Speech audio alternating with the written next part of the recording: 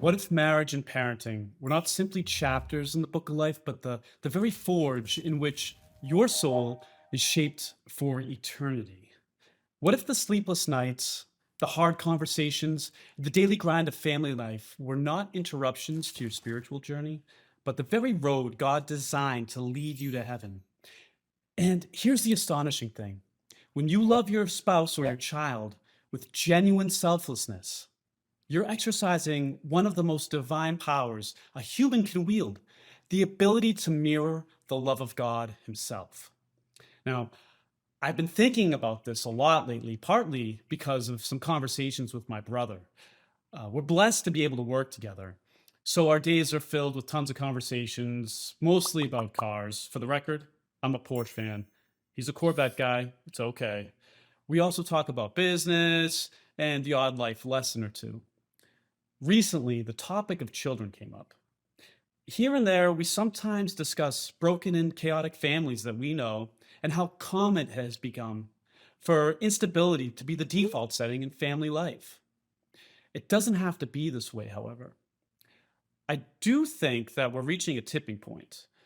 I've gathered from my own experiences that people are starting to realize that building a successful family, it requires intentional effort. It also requires a return to faith, and it also requires a willingness to embrace responsibility as something noble rather than burdensome. It's funny when I tell my friends that my wife and I hope for 6 or 7 kids, they're usually laughing and they shake their heads. But here's what I just don't get it. If you ask almost any parent, what's the best thing in your life? They'll almost always say, my kids. So I'm wondering, why stop at one or two of the best thing in life? Imagine telling somebody, oh my gosh, I found the most beautiful treasure in the world, but I only want a little bit of it.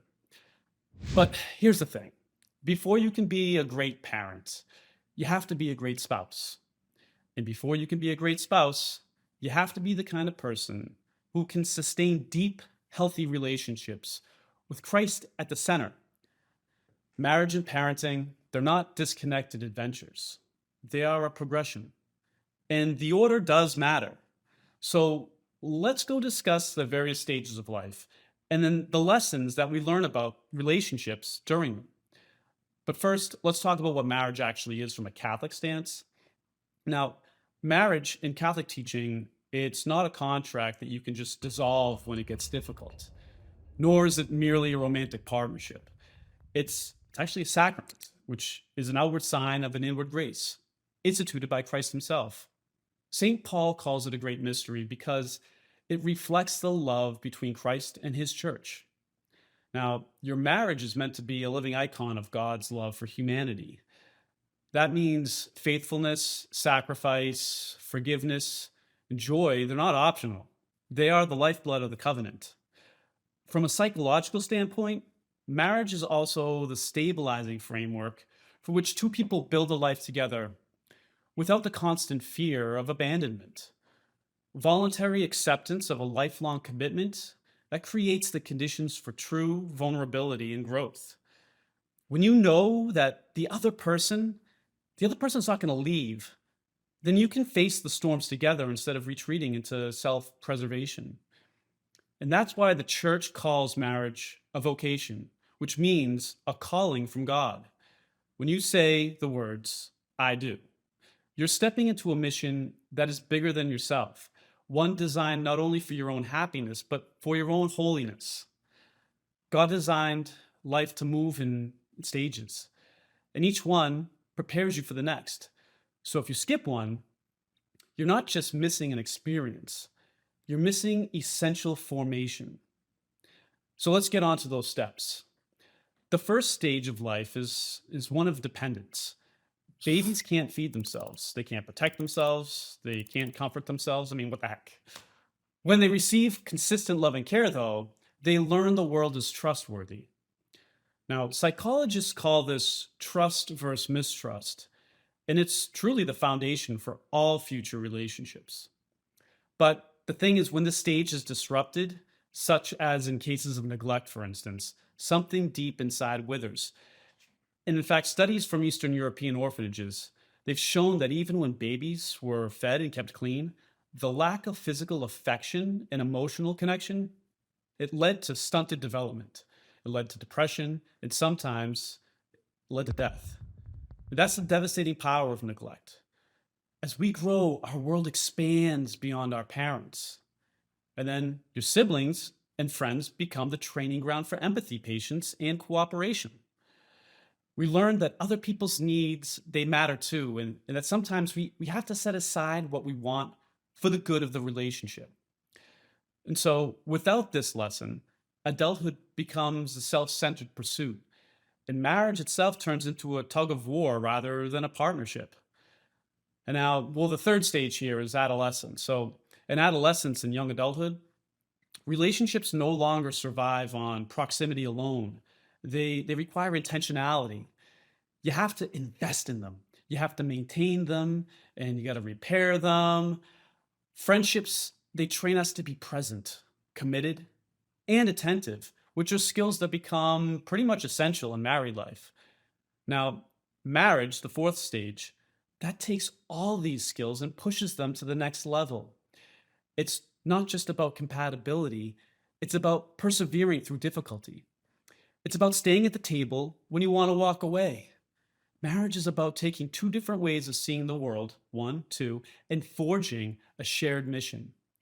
Now, the fifth stage, if marriage turns up the heat, parenting is the actual forge. Babies don't care if you're tired or stressed. Children require your time, energy, and heart, even when you feel like you have nothing left to give. It forces you to redefine love as more than a feeling, as it becomes a daily act of will. Every stage in this progression is designed to form you into a person capable of heaven. Don't forget, heaven is not for the selfish. It is for those who have learned how to love. And parenting, perhaps, more than any other role in life, is where that training happens. Jesus said, "Greater love has no one than this, to lay down one's life for one's friends." Parents live this out in small and great ways every single day, from changing diapers to working late to save up a little extra money so that they can afford to sign their kids up for soccer camp. It really is a beautiful thing. But when we skip these stages, the cracks, they begin to show. For instance, babies without consistent care, they grow into mistrusting adults. And that can be a very sad thing for the whole community. Children without healthy friendships, they grow into selfish adults. Another sad thing, not just for them, again, for the whole community. Sex before marriage, it forges deep emotional bonds, and those bonds are without the safety of commitment. And that leads, a lot of times, to instability. Skipping marriage before parenting often deprives children of the stable foundation they need to thrive. Now, God's order, it isn't arbitrary. It's really a guide to human flourishing. Even secular research confirms that following these steps one by one, it leads to healthier, more stable, and more joyful families. Genesis tells us that man and woman are made in the image and likeness of God. This is a remarkable truth about the human race. However, it doesn't mean that God looks physically like us. It means that at our deepest core, we're designed to imitate God, not only in his moral nature, but also in his creative power. God creates out of nothing. He speaks and reality exists. His creation is not temporary, it's eternal. The sun will one day burn out, the galaxies will eventually fade away, but the souls he creates will never cease to be. And here's the part, in my opinion, that should take your breath away. In the union of marriage, God invites us to participate in that eternal work. When a husband and wife have a child, they do not merely produce a physical body. They're cooperating with God in bringing into existence an immortal soul. It's totally amazing. But the thing is that that child will exist forever, either in heaven or in hell. That's a sobering thought. But if you really believe in all this stuff, you must acknowledge this. Parenting truly does come along with radical responsibility. And this is why the Catholic Church guards the meaning of sex so fiercely. Not because it's against pleasure. Don't forget, God's the one who designed pleasure. He wants us to have a lot of sex, but within the confines of marriage. But because it is a sacred act with cosmic consequences. In one sense, the marital act is the most godlike thing that you will ever do. It is the human echo of divine creation. And yet, this superpower is not only about bringing life into the world, it's also about shaping that soul toward the good. God doesn't just create and abandon. We believe He nurtures, He teaches, He disciplines, and He loves. Parenthood mirrors that ongoing work of formation. You're not simply a biological participant in creation. You are called to be a co laborer in redemption. That means that the way you raise your children, the example you're going to set, the virtues you model, and the faith that you hand down are all part of the eternal shaping of a person who will outlive the stars. Every bedtime prayer, every word of encouragement, even every diaper that you change, when it's all done in love, it all leaves a mark that ripples into eternity. When you realize this, you begin to see why God's design for marriage and family is not an arbitrary set of rules.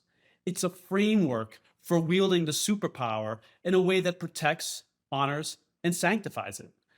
Misuse the gift, and you risk unleashing chaos into a life and potentially into generations of lives to come. But use it well, and you become a living reflection of the Father's own creative and redemptive heart. So yes, sex is pleasurable, and yes, it's beautiful, but above all, you can't forget that it's holy. To misuse it is to turn a divine act into a shallow imitation of what it was meant to be. To use it as God designed is to stand side by side with Him in the work of bringing forth life, guiding that life toward the truth, and preparing that soul for the home that we all long for, which would be eternity with God. Marriage and parenting aren't hobbies. They are sacred callings that will shape your soul for eternity. You don't prepare for them when the wedding invitations go out, by the way. You have to prepare now. So, high schoolers, young adults, single professionals, this is for you. This is the time to become the person your future spouse and children will need. As my father in law commonly likes to remind all of us in his family, God has called you to greatness. Your future spouse and children are depending upon you for that greatness. That journey should begin today if it hasn't begun yet. At the end of your life, your greatest legacy won't be your bank account, the square footage of your home, or even the vacations that you took. It's going to be the eternal souls that you nurtured and led toward God. So, with that in mind, choose love, choose commitment, choose responsibility. Build a marriage and family that will echo into eternity. And here's a question. What's the greatest piece of wisdom about love or marriage that you've ever learned, either through advice or learning it through the hard way? Please share it below so others can be strengthened by your story. And if you like this video or you know someone who should watch it, please like it, share it, and also please subscribe to my channel for more videos like this one. God bless.